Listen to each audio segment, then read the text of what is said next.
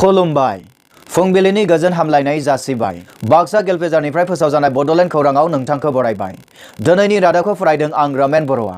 दिनैनि गाहाय रादाबफोराव दङ दिल्लीयावबो मागो दमासि फालिदों।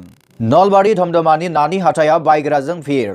बाक्सानि मेरकुसियाव बायग्रा आरो फानग्रानि होंगो दोंगोआ गेजेर थाखोनि। बाक्सानि बर सिमलागुरियाव अमानि बाजाराव बायग्रानि आथिं दोननो जायगा मोनलायि जादों। बिजनी सिलबारियाव मागो दमासिखौ बरायनो थागथियारि। मैया मागो दमासिनि बुब्लियाव रायजोनि गुबुन गुबुन जायगानि बादियै धमधमायावबो जादों ना बेदरनि गिदिर हाथाय। सानजा मलिगाव महनपुर प्राइमारि UPPL राजखान्थि हान्जानि खुंगा सेथि 3 बोसोरारि जथुमा। नोंथाङा नायगासिनो दङ बड'लेण्ड खौरां। दानिया फैदो आबुं रादाबाव। दिल्लीयावबो मागो दमासि फालिदों। दिल्लीयाव मैया दिल्ली बड' एस'सिएशननि बानजायनायाव मागो दमासिखौ गाजा गोमजा खाम दामलायनानै फालिदों।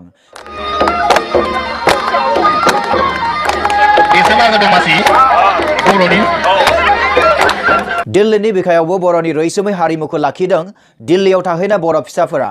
बोसोरफ्रोमबो फालिनाय बायदि देग्लायनि दमासिखौबो आसामनि बायजोआव थानानैबो बर'नि आंगो हारिमुखौ लाखिनो बावाखै, बेखौ नैबे नुथायफोरानो फोरमान होयो।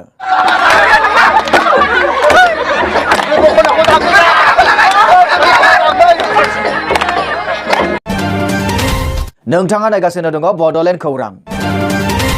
सानजा मलिगाव महनपुर प्राइमारि UPPL राजखान्थि हान्जानि खुंगा सेथि 3 बोसोरारि कनफारेन्स। जोंनि इस्ट मालिगाव महनपुर प्राइमारिनि सिङाव थानाय जे गासैबो सोद्रोमाफोरखौ लानानै खेबसेयैनो गुरैयै खुलुमसनाय थाहैबाय। थांनाय 13 जानुवारि खालाराव क'क्राझार जिल्लानि सिङाव थानाय सानजा मलिगाव महनपुर प्राइमारि UPPL राजखान्थि हान्जानि खुंगा सेथि 3 बोसोरारि कनफारेन्सखौ जालायखो बाजाराव खुंनाय जायो।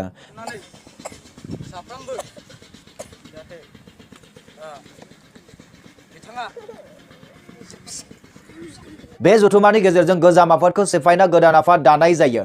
आफादगिरि महरै मुस्रि प्रफुल्ल ब्रह्म, नेहाथारि महरै बिष्णु बसुमतारी बिथांमोनखौ सायख'नाय जायो। बेनिखायनो बे हाबाफारियाव आङो फैनो हायाखौनो होनदोंमोन, नाथाय गुबुन लाइमोन UPPLनि आफादखौबो गोदानै दाफामफिननाय जायो आरो आफादगिरि सुरुज बसुमतारी, नेहाथारि सोमदोन बसुमतारीखौ खालामनाय जायो। बे कनफारेन्सआवनो वुमेन विं सेलबो दानाय जायो। आफादगिरि महरै रेनुका मोसाहारि, नेहाथारि महरै रुफुला बसुमतारीखौ सायख'नाय जायो। बे रादाबखौ जोंनिसिम दैथायहरदों क'क्राझारनिफ्राय रबिर ब्रह्म बिथाङा। नोंथाङा नायगासिनो दङ बड'लेण्ड खौरां। धमधमानि नानि हाथाया बायग्राजों भिर। मागो दमासिनि उरुखानि बुब्लियाव मैया बायग्रा आरो फानग्रानि जोबोद होंगो दोंगो नुनो मोननाय जायो धमधमानि नानि हाथायाव।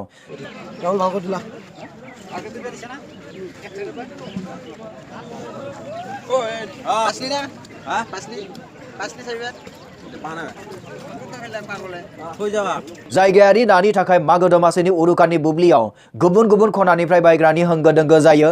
धमधमा बाजाराव गिदिर गिदिर जाथो जाथोनि ना हाथायाव मोननाय जादों। दामটো খুব কম নহয়, যেনিবা 500 টকাৰ পৰা 300 টকা, 800 টকা, 900 টকালৈকে মাছৰ দাম আহিছে। তথাপিতো বহুত ভাল মাছ ওলাইছে। যোৱাবাৰতকৈ এইবাৰ বেছি দেখা পাইছোঁ আমি, আৰু মানুহো ইয়াত আজি বহুত দেখা পাইছোঁ আমি। খুবেই ভাল লাগিছে।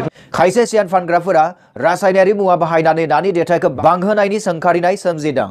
কিছুমান অসাধু ব্যৱসায়ীয়ে কিছুমান ৰাসায়নিক দ্ৰব্য ব্যৱহাৰ কৰাৰ ফলত আমাৰ যথেষ্ট ক্ষতি হৈছে। আমি হয়তো পোনে পোনে তেওঁলোকক দেখা নাই যদিও আমি কাণ মাৰি শুনা পাইছোঁ তেওঁলোকে বহুত মানে বেয়া কাম কৰিছে তেওঁলোকক। এই ক্ষেত্ৰত মই তেওঁলোকক সজাগ হ'বলৈ আহ্বান জনাইছোঁ, আৰু তথাপিতো আমাৰ ৰাইজসকলকো সজাগ হ'বলৈ আহ্বান জনাইছোঁ, যাতে আমাৰ এই উৰুকাৰ নিশাত উৰুকাৰ ভোজ ভাতৰ সময়ত যাতে আমাৰ ৰাসায়নিক দ্ৰব্য মিহলি কৰা সামগ্ৰী খাবলৈ নালাগে, তাৰ কাৰণে মই আশা কৰিম। नोंथाङा नायगासिनो दङ बड'लेण्ड खौरां। बाक्सानि मेरकुसियाव बायग्रा आरो फानग्रानि होंगो दोंगोआ गेजेर थाखोनि। मागो दमासिनि हाथाय खालामनाय दिनैनि सानाव बाक्सानि मेरकुसि हाथायावबो मागोनि बायनाय फाननाय। बायग्रानि गोसो बोनो हानाय बायदि जायगायारि नाखौ खना खनलानि फानग्राफोरा फाननायखौ नुनो मोननाय जादों। बर' फानग्रानि आंखालनि थाखाय मेरकुसियाव मासेल' अमा फाननाय नुनो मोननाय जादों। दमासिनि फाननाय गोसोजों फानग्राफोरा गोथां मैगं थाइगंबो एंग्रे बांग्रे नुनो मोननाय जादों। आरो इथु फुलटु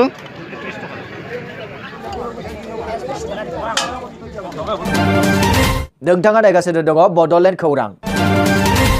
बाक्सानि बर सिमलागुरियाव अमानि बाजाराव बायग्रानि आथिं दोननो जायगा मोनलायि जादों।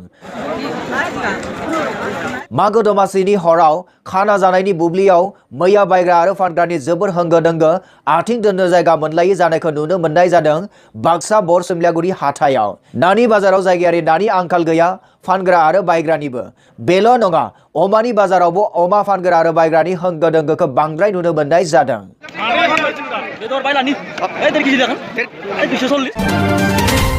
नोंथाङा नायगासिनो दङ बड'लेण्ड खौरां बिजनि सालबारियाव मागो दमासिखौ बरायनो थागथियारि बोसोराव खेबसेल' मागो दमासिखौ गाजा गोमजायै खुंनो थाखाय बिजनि सिलबारि गामिनि सेंग्रा सिख्लाफोरा गासैबो खौसे जानानै नारा जिगाबनि मेजि लुदों साफोरनि थाखाय माखासे बादायलायनाय लानाय जादों खन्थाइ आवरायनाय मोनथिखायै बुंनाय आरो सोंगाब कुइज कम्पिटिशन बादायलायनाय राव दान्थेनाय बादायलायनाय मेजिसिम सहैनाय लांगोनाखौ गंसे गाहाय दरखंखौ नारा जिगाब आरो औवाजों लुफुंनायखौ नुनो मोननाय जादों गेलेग्रा फोथारनि गेजेराव मोनसे मैखोम बादि साजायथि लुफुनाया बयनिबो गोसोखौ बोहोनो हानाय खालामदों बेल' नङा रंगिना संगिना गाब गोनां खाखोरनि हाथाइफोरजों नुथायखौ समायना खालामनाय जादों बड'लेण्ड खौरां बिजोंनि गेजेरजों आङो गासै रायजो राजाफोरनिसिम मागो फोरबोनि गाहाम हामलायनाय आरो जाहाथे बयनिबो जिउआव मोजां लाबोयो मागो फोरबोआ मोजाङै मोजां खुंफुंलांनो हायो बेखौनो आङो बड'लेण्ड खौरां बे बिजोंनि गेजेरजों आरो आङो हामलायहरनाय जाहैबाय बे रादाबखौ जोंनिसिम दैथायहरदों चिरांनिफ्राय एम एन बसुमतारी बिथाङा मैया मागो दमासिनि बुब्लियाव रायजोनि गुबुन गुबुन जायगानि बायदियै धमधमायावबो जादों ना बेदरनि गिदिर हाथाइ फुंबिलिनिफ्रायनो गेदेर गुबुन गुबुन रोखोमनि नाफोरखौ मोननो हानाय जादों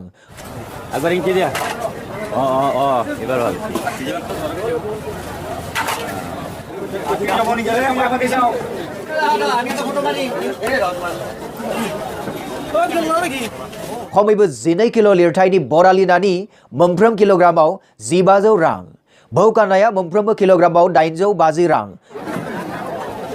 সময় 8-10টা মান কিন্তু একে দামে খাসি যি দাম ভেড়ারও একে দাম কিমান দাম 600 টাকা रौ आरो पंकज नानि दामाबो 700 आरो 800 रां बेबायदिनो बोरमा बेदरनि दामा 600 रां थांदों माल एनाय 100-150 পিস আনছো আৰু কিবা যায় আনকি গম নাপাও আন কিমান কুইণ্টল হ'ব মোটামুটি 8 কুইণ্টেল মান হ'ব बेजों लोगोसे दिनैनि रादाबाबो एसेनोसै गोजोन्थों